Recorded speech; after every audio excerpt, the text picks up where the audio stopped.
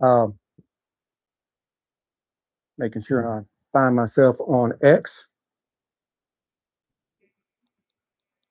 and make sure I can hear myself. Making sure I can. That is perfect. All right, we are dialed in.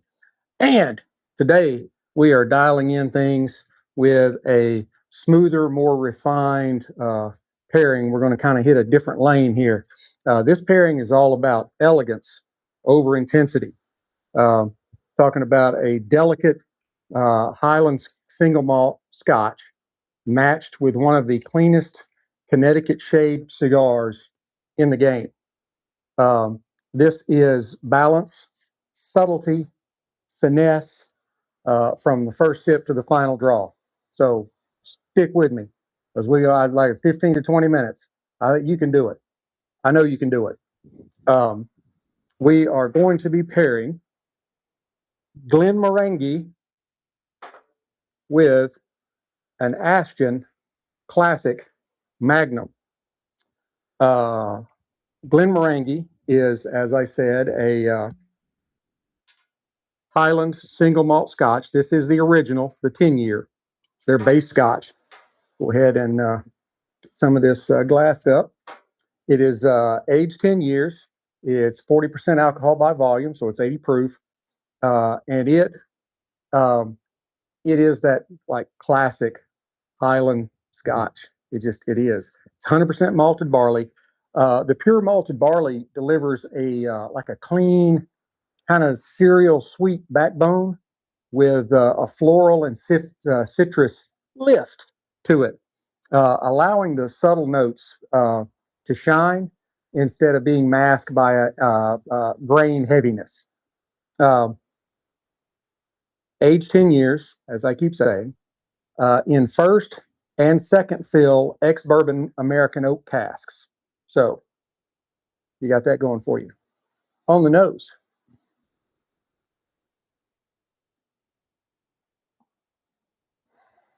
I really do enjoy the Scotch. It is, it's not like one of those that's going to knock your socks off, but it's gentle and pleasing and savory. On the nose, you get notes of citrus and peach and vanilla cream. It's got a kind of a light honeyness to it, and some really nice, soft kind of floral notes there, kind of floating around in the background. If you've never tried it, you should try it. If you're somebody that's always thought about getting into Scotch, but you've heard stuff and you don't know, start right here.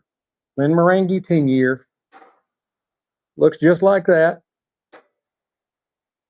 Comes in one of these. So you're looking for the box at the package store, and it is very affordable, like less than $50 for a 10-year-old. I know it's not 12, 15, 18, whatever, but it's really great. It is a great starting place when you're talking about single malts. Now, on the palate.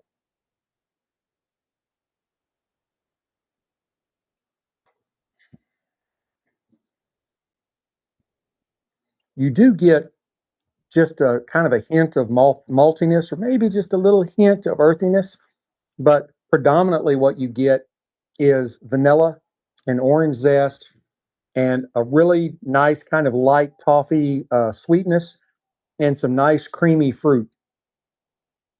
It is it's delicious. It really is.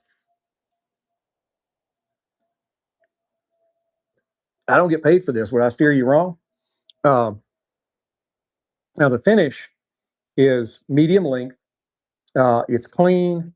There's a little bit of lingering citrus and a nice gentle oakiness to it. Um, and you can just look at it in the glass. I mean, it is. I don't know that there is, other than maybe some of the Japanese whiskeys. I don't know if there is another whiskey that is that light of gold. It almost doesn't even qualify as gold. I mean, it is just very, very light, but it is delicate. It does have some great legs to it. Um, so don't overlook it. Definitely.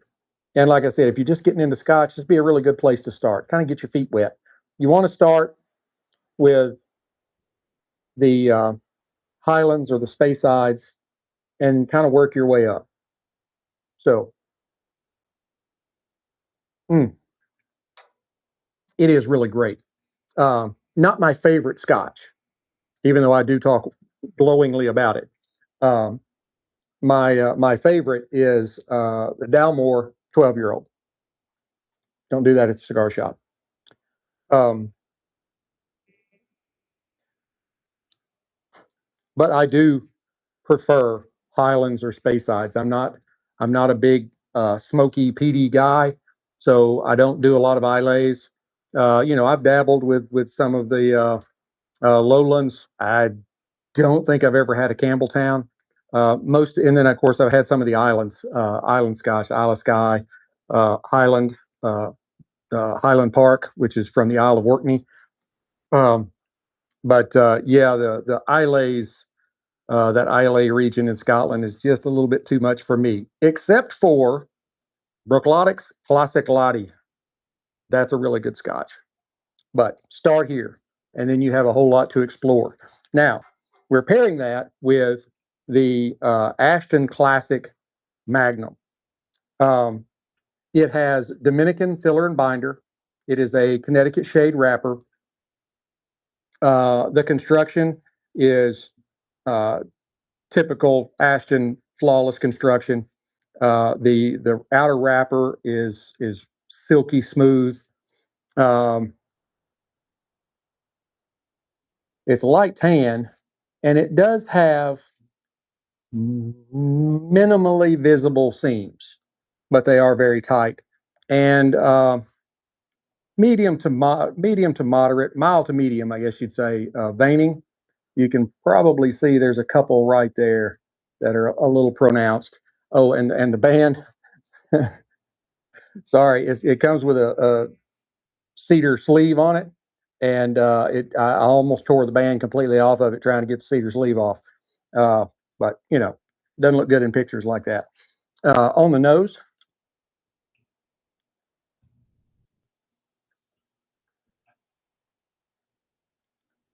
you get a nice creaminess. You get a little bit of notes of hay in there and some light cedar, and just kind of a faint nuttiness. Now on the cold draw,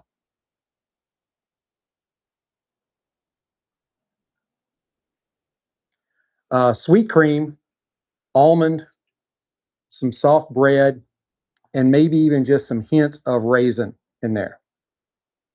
Fly. Mm. All right, let's go ahead and fire this thing up. I uh, I I just punch cut it, and using my C-car double torch.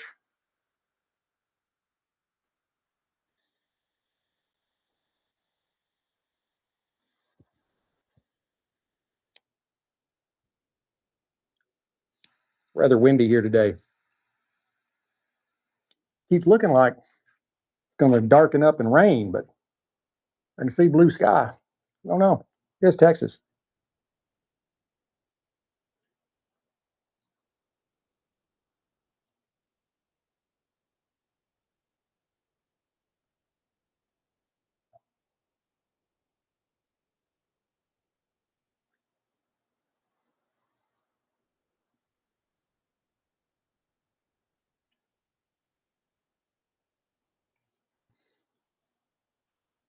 On the palate, I get cream, toasted nuts, a little bit of light cedar mixed in there, and just a nice kind of natural sweetness, not anything really specific. Uh, Decent smoke producer. Uh, I think I do need my single here. Give it a little touch. I always want to know right away if it's me, which it normally is. So all right, I'm gonna take the band off. It's just flopping around there. All right, here you go.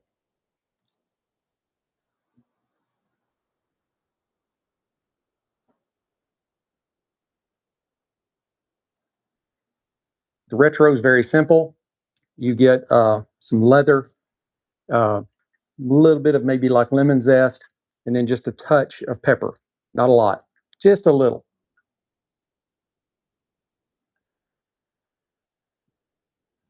It's a really good cigar. Again, this is another one. Now, this one is, like a little more expensive than you would pay for like an Oliva O or G or something like that. But this is another good one. If you're just thinking about getting into cigars, it'd be a good place to start. It's not overwhelming. It's smooth. It's got good character to it, and that starts you down the path. Don't jump out there with a Habano or a Maduro or an Oscuro. Yeah, you'll make yourself sick really quick. Keep the training wheels on. Work your way up.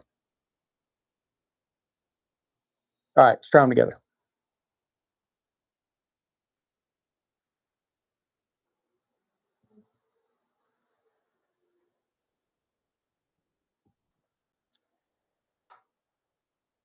Pretty good. Pretty good. I'm gonna try it again.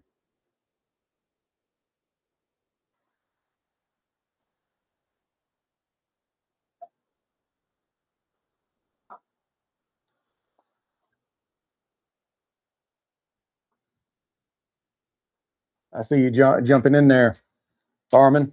Thank you. Glad you're here. Hope you enjoy it.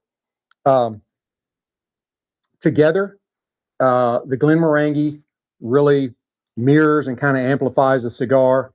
Vanilla and citrus kind of brighten that creaminess, creating a clean, almost a dessert-like opening. Uh, Definitely a very, kind of relaxing kind of experience.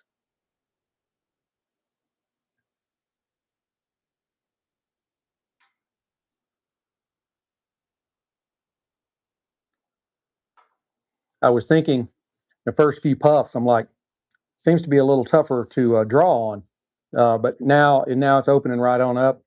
I did punch it. Just can't get quite as much airflow through it where I normally do V cut.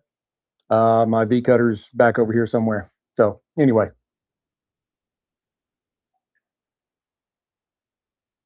think you can tell. It's a good smoke producer. Not a smoke monster though. Not going to overwhelm you. Like I said, this is a wonderful getting your feet wet kind of experience. If you're new into cigars, if you've had other spirits, but you're just trying to get into scotches, uh, Scotch is, I mean, it is a different kind of animal. There are so many different things. The five Scotch making regions. It's a small country.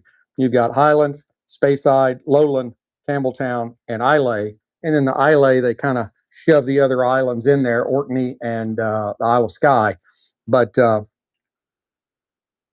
um, while Highland and Speyside are fairly similar, the others all offer different things. And Islay is like the stiffest one of the bunch, I guess would be a good way to say it.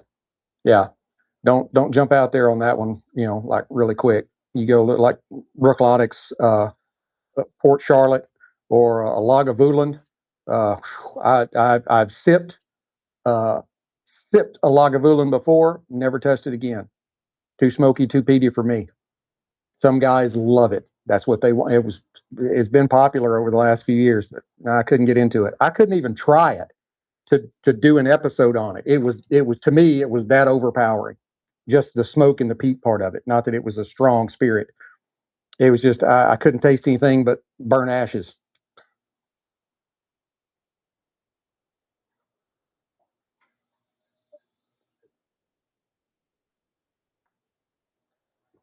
Man. And this is one of those you should be able to pick up fairly easily. Should be able to find Glenmorangie, the original, at your package store. Should not have a hard time finding Ashton's Classic um, at your local cigar shop. I'm not much on going into the package stores humidors. I know Total Wine has like a fairly large humidor, the one or two that I go to. I bought some cigars out of there before, but that's not their thing.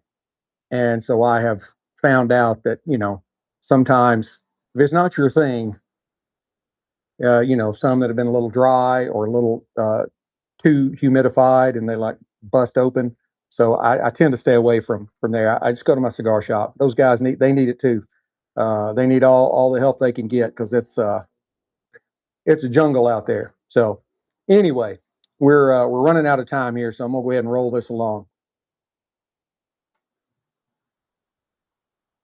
As you get on into the cigar, get closer to the halfway point, that second third, um, you'll find that the cedar becomes a little more defined. There's some hints of like buttered toast or something along that lines, and a little bit of white pepper makes an appearance. The whiskey citrus and floral tones now add a dimension, bringing kind of a lemon cream kind of profile that elevates the cigar's mid mild core without overpowering it. Um, and then as you get deeper into the cigar, close to the finish, uh, there will be a slight increase in earthiness. You'll get some notes of like toasted oak, kind of a dry nuttiness. Think along the lines of just, peanuts. Um, but the Glenmorangie keeps everything in balance and makes it very refreshing. It prevents the cigar from becoming kind of dry and flat while it maintains uh, while maintaining an elegance all the way through the finish. They do really go well together. Again, not a pairing that's going to just blow your socks off. Not going to be like, oh wow, this is awesome. It's just a great balanced pairing that's smooth and elegant and just allows you to enjoy it. The Connecticut shade wrapper drives that kind of creamy, nutty smoothness. Just perfectly complements the Glenmorangie's citrus vanilla brightness. Overall, like I said, this is a precision pairing. It's not about contrast. It's not about harmony, or it is about harmony.